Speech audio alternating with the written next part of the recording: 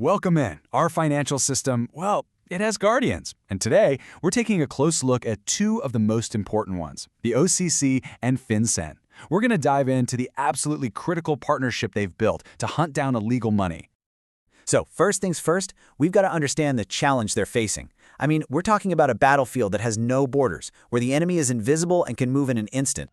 Think about it. Money from drug trafficking, from terrorism, from massive fraud. It doesn't care about geography. It just zips seamlessly through the global financial network, constantly looking for a weak spot and threatening the integrity of the whole system. It's a huge question, right? And the answer isn't some single person or one single agency. No way. It's a super complex, coordinated effort. And for this deep dive, we're going to focus on two of the key players right here in the United States. The best way to think about them is like a highly specialized team. You've got one on the ground and the other back at headquarters sifting through all the intelligence.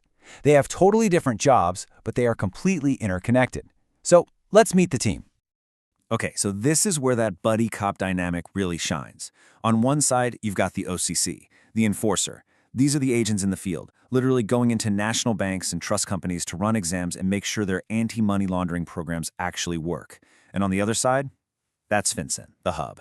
They're the intelligence analysts, the ones collecting and sorting through millions of reports to spot patterns and identify brand new criminal threats. And this is the rulebook they both operate from, the Bank Secrecy Act, or BSA for short.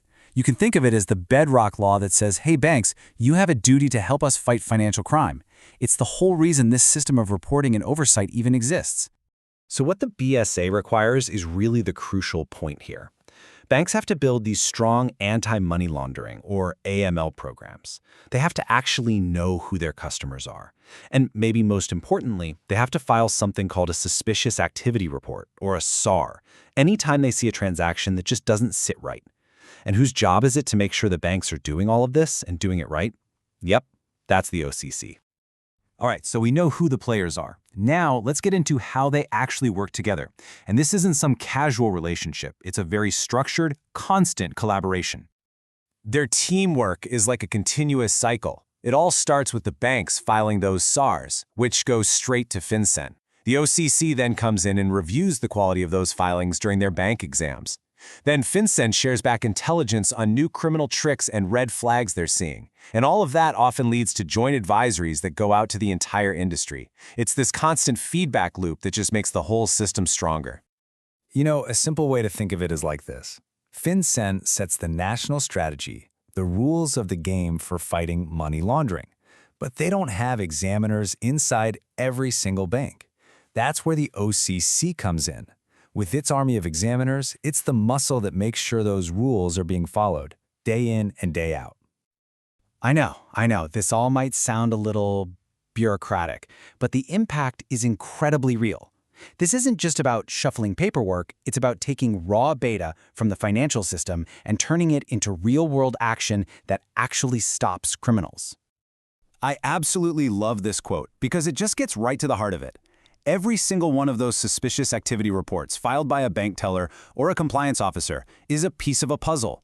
It's a potential lead for law enforcement, a clue that could unravel a massive criminal operation.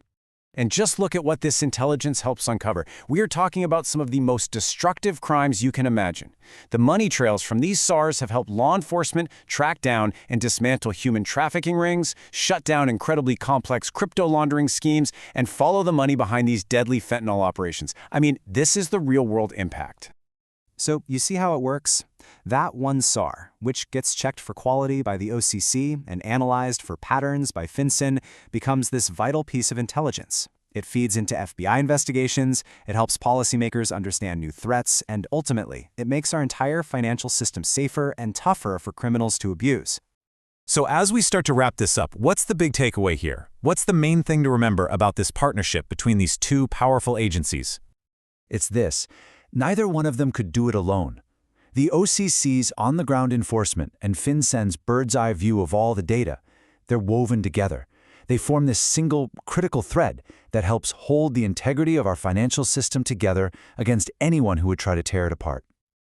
Thanks for tuning in. Be sure to come back next time as we untangle another crucial relationship, the OCC and the SEC. We'll be exploring the fascinating, overlapping worlds of bank disclosures, crypto assets, and the integrity of our markets. We'll see you then.